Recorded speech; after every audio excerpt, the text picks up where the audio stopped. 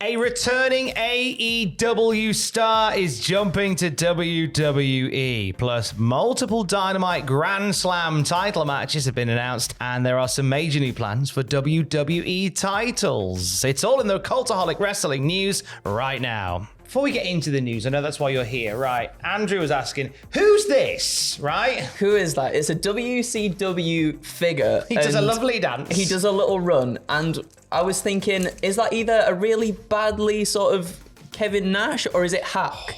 Is it Sandman / Hack? I feel like WCW? it's got to be Hack, isn't it? I think it does. The face definitely looks like a Hack. Maybe a Sid. If you know, let us know in the comments down there. Much as thank yous. Right, news. Jade Cargill returned in big style on Collision. Yep. Battered the Renegade Twins and battered Chris Statlander. Yes. So obviously Statlander took the TBS title from Jade.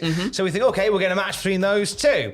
And we are getting a match between those two, but it's happening on Rampage tomorrow. Oh, my goodness. As opposed to like a pay-per-view match or something for Grand Slam. Or even a Collision match, you know, something with a bit more grandiose than perhaps an AEW Rampage. All happening very sudden, isn't it, Tom? And the reason for that has apparently been revealed by Fightful. Yeah, so Fightful Select say we're told by AEW sources that this is because as things stand at this moment, Cargill is finishing up with AEW, with the September 13th taping in Cincinnati possibly being her last appearance. We're told that the situation unfolded last week and Cargill was brought back to Collision in order to wrap up and put over Chris Statlander clean. Fightful has spoken to sources within both AEW and WWE that believe she is headed to WWE. We should specify that we haven't heard of an official offer being made, and as is always the case, things can change in the world of pro wrestling, including, excuse me, let me push my glasses up, a situation like this. To be clear, we haven't learned how long an AEW contract has left on it. We'd recently heard that there were option years in play, but hadn't heard who held these options. The wide rumor within rosters on both WWE and AEW is that Cargill will be heading to WWE. I don't want to see, if this is where we're going, I don't want to see Jade Cargill do NXT. No. Straight main roster. I agree, because I feel like she'd be an absolutely dominating presence on that roster too. And we have a few dominating presences, obviously, on the roster. We've got our Rhea Ripley's, we've got our Raquel Rodriguez's, and now obviously with Nia Jax returning too. I think someone else in that fold as well, in the form of Jade Cargill, would be bloody lovely. I want to see, like, if we get Rhea Ripley versus Nia Jax post-match after Rhea Ripley has survived Nia Jax, I want Jade Cargill to come down and batter Nia Jax. Oh, yeah. I wouldn't be opposed to that. Absolutely. All but metaphorically rip her head off. Yeah. And then because that's a great opportunity there. Jade Cargill, Rhea Ripley. Yeah, absolutely. Jade Cargill, Charlotte Flair. Jade Cargill, Bianca Belair as well. I think that'd be a tremendous match too. There's so many different possibilities, and I feel like Jade was really starting to come into her own a little bit towards the end of the TBS title run that she was having. And then, yeah, hopefully, you know, no matter where she does end up next, I hope she can flourish that little bit more.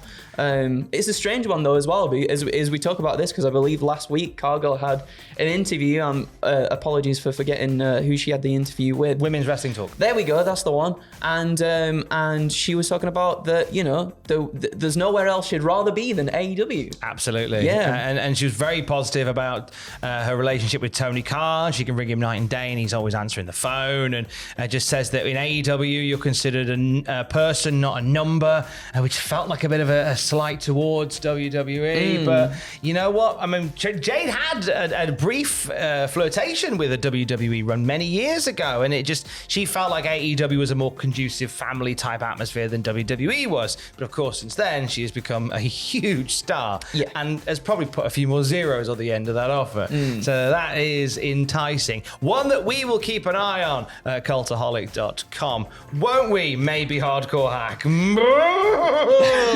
I love his arms. Like, what are these supposed to be like chops or something? Because he does just look like he's running. It's a dance designed to confuse your enemies. And it certainly does that. It does that. Now, nothing confusing about the plans for Dynamite Grand Slam. It is a title-laden show next week out at Arthur Ashe. 4 title matches have been declared for Grand Slam next week. Yes, so Saraya will defend the AEW Women's title against Toni Storm, because Storm won a 4-way last night to earn the right to face Saraya. That is going to be great. great. I'm really looking forward to that.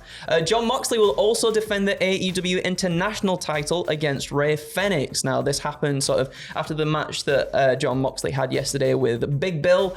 There was a little bit backstage where we got sort of Phoenix getting up in the face of Jon Moxley and Eddie Kingston, and Claudio had a little bit of a thing as well. But obviously in the storyline, the BCC hospitalized Fenix just before All In, hence why he wasn't there. Speaking of Claudio Castagnoli and Eddie Kingston will have a title versus title match next week.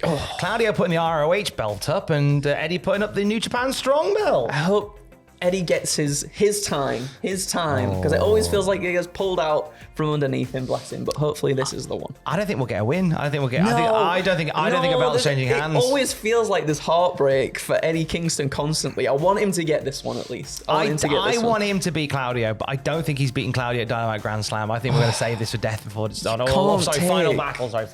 You can't take that New Japan Strong title off him. It would kill him, bless him. It would be very sad for him. MJF is facing the winner of the Eliminator Tournament, Samoa Joe, next week at Grand Slam. These two have had a hot couple of weeks, so this will be a fun match to see play out at Grand Slam. It'll be so good. And then obviously MJF last night did the Steiner Math promo on Samoa Joe as well, which was tremendous. Yeah, I can't wait. I think they'll pull it out of the bag, those two.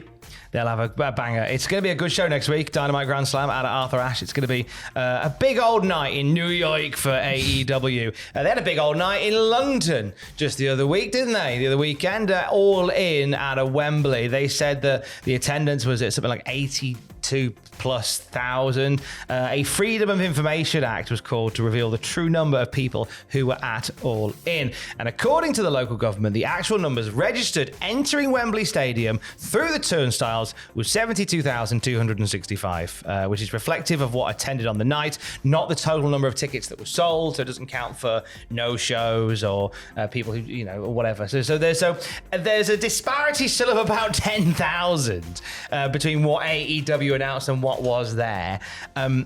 Now, for all it's worth, right, because I know a lot of people have got onto AEW for inflating a number, same way most promotions do. Yeah, of course. That's still a really good number. Can we not lose sight of that? An incredible number for a company that did their first show in the UK. That's huge. That's huge. Now, I feel for Will Ospreay. Yeah? I do. Because Will, in a now deleted tweet, showed us his tattoo that he's got, which showed the attendance that they announced on the night. Yeah. And obviously he's like, I'm livid, that's wrong now. They'll just have to do it next year, We'll get it back up to that number next year. It'll be fine. Or just add a little tattoo underneath a silhouette of Hogan slamming Andre and just pretend it's Mania 3. Oh, there you go. Perfect. Everyone's a winner. Let's move back to WWE, final part of the news video for today. And it looks as if some big plans are in play for multiple WWE titles. Yeah, this comes from Better Wrestling Experience, and they are saying the undisputed WWE Tag Team titles will be split very soon, meaning we'll return to 2 sets of tag team titles from Raw and SmackDown respectively. I'm surprised that hasn't happened already. No, yeah, I thought that as well. I think there's a great chance to do it with a Judgment Day in terms of we've got JD Madonna coming in and giving my mind's gone blank here. The Mr. Senior Money in the Bank, Damian Priest. There we go. We'll get there. His purple briefcase. I wonder if we see a similar thing in which he hands them like purple new tag team titles with purple straps, and then therefore we get one set there, and then introduced on SmackDown like later in the week or something, we get another set of tag team titles for that brand. That would be quite a nice way of doing it. Yeah, that would be kind of cool. But I'm glad that they're doing this though as well, and I can't wait to see. Hopefully they do have some new designs for them as well.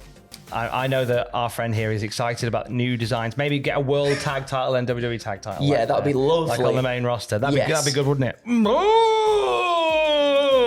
Classic hack line. His famous catchphrase. Who is that? Let us know in the comments. Oh, no. Doesn't matter now. He's dead.